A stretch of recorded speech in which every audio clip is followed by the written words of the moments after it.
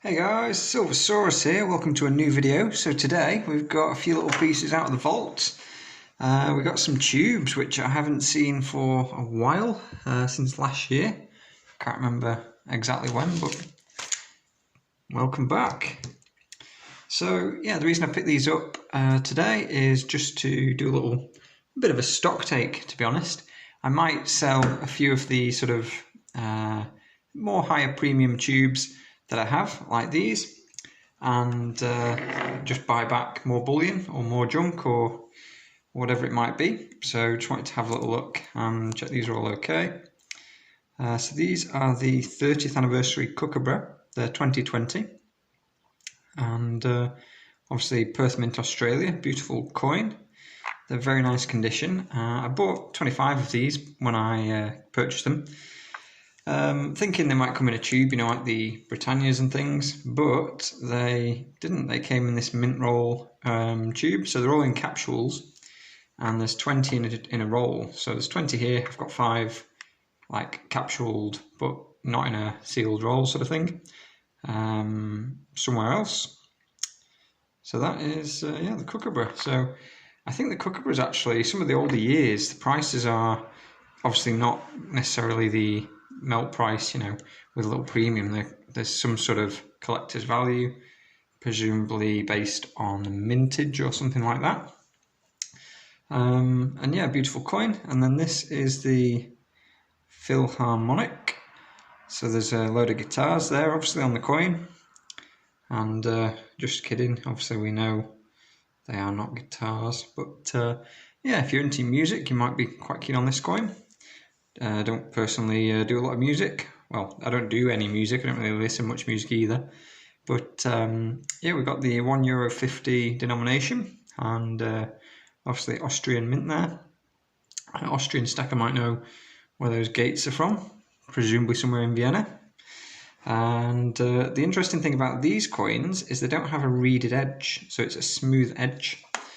And by a reeded edge, let me just grab any old thing. I don't think that's a silver coin, but you see on the edge of the coin you have these reeds, they're called. They're like the little lines. Not very visible on that one, or that one. Oh, what have we got? Yeah, well, let's have a look on here on the Britannia. See as I'm holding the coin, the horizontal lines there running around the coin. On these, there is none, so I'm just going to pull them out the tube so you can have a look. And just make a bit of space.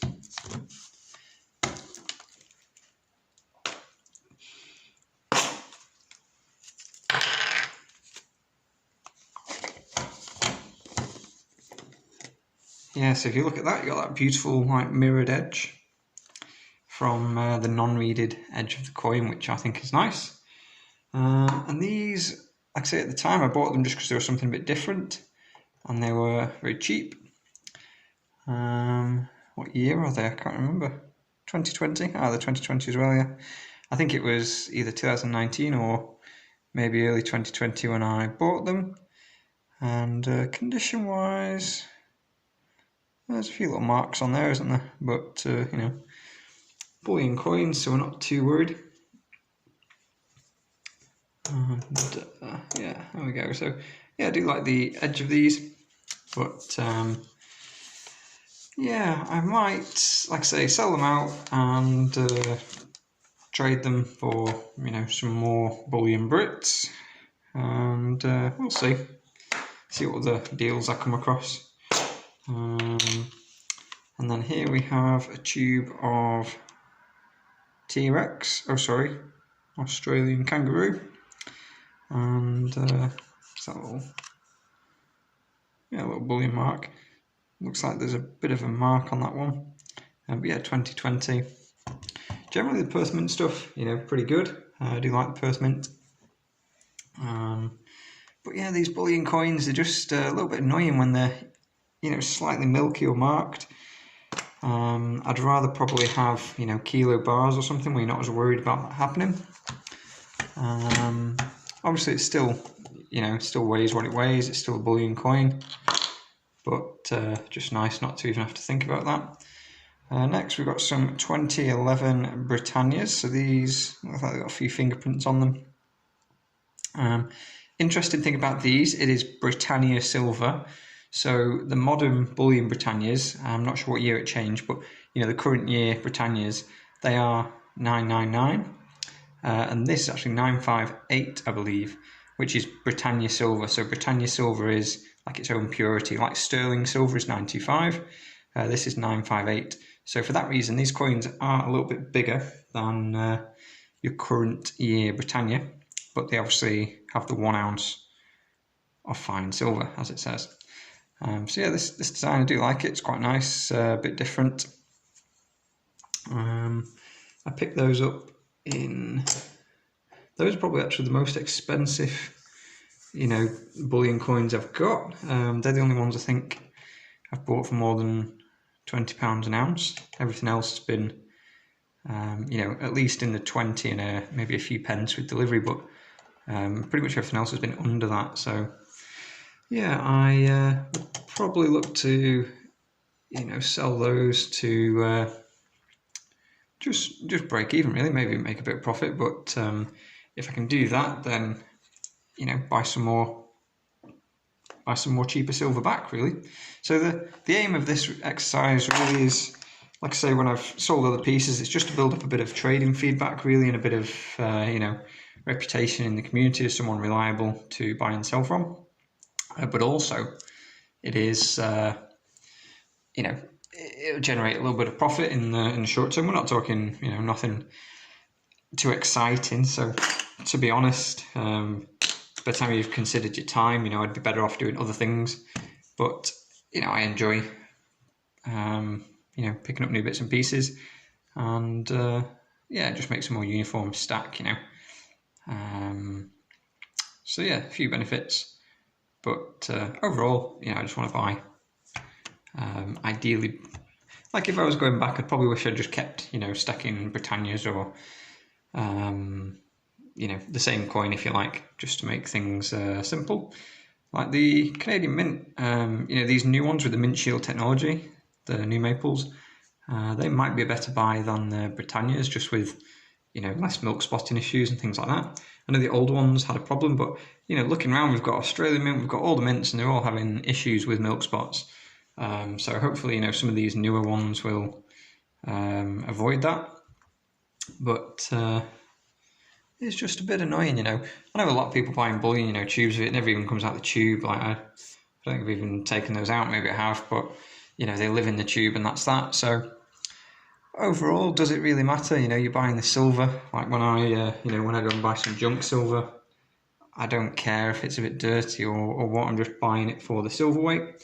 So some considerations here. If you have, let's say right now, if I was to start, a new stack and buy junk silver, 50%, I could buy that at 16 and whatever pence change.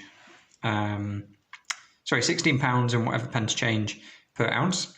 So I don't know what spot price is right now, but these bullion coins, you're going to struggle to buy them in the UK from a dealer. You're not going to see them, anywhere near spot price. On the second-hand market, I've seen some around £22 and pence change per ounce, but people are buying 24, 25, and different prices like that. So if you were to start again now, say you had, say you were going to buy 100 ounces, you would be able to buy 100 ounces cheaper of mixed silver coins, world silver coins, circulated junk silver, than you would with this. Like 100 ounces of bullion is going to cost you more than 100 ounces of, junk silver. The thing is, when you come to sell, if you're selling on the second-hand market, you will get more for your bullion, and it might sell quicker, it might not. If you're trying to sell 100 ounces of junk, you will obviously get less when you sell, but you've got less money tied up in the asset, in your silver. So I think it's good to have a bit of, everything, but just some considerations. If you want to start off and get the most sort of weight for your money, or if you don't really even care and maybe it sits in storage all the time, then yeah, maybe you're better off buying the junk. But it does mean if you buy the junk, you are you're holding less money tied up in the metal for the same weight. But to some people, it's less desirable. Some people love it, some people don't, and that's fine. Everyone's different, so always just consider your exit. And yeah, for me, if I was to be able to sell these, for example, at £25 an ounce, and then buy back Britannias at 20, I've profited obviously from when I originally bought them, and then I've got either extra fiat currency in my pocket or in my bank or wherever it is, and the same amount of silver. If I buy back some cheaper silver. So that's my thoughts at the moment. Like I say, just due to the timing when I bought and things like that, and a few other factors, I've done pretty well with this. But yeah, it'd be cool to realise a little bit profit, have a little bit money on the sidelines, ready for some action, whether that be a big crash in prices or whether that be just some good deals. So we will see. Thank you for watching. What do you think, guys? Would you be buying this kind of stuff, or would you stick to your own country's bullion? Would you stick with Britannias if you're in the UK, or if you're in the States, you're all about the Eagles, or would you pick up things like this as well? What do you reckon, guys? Talk to you soon.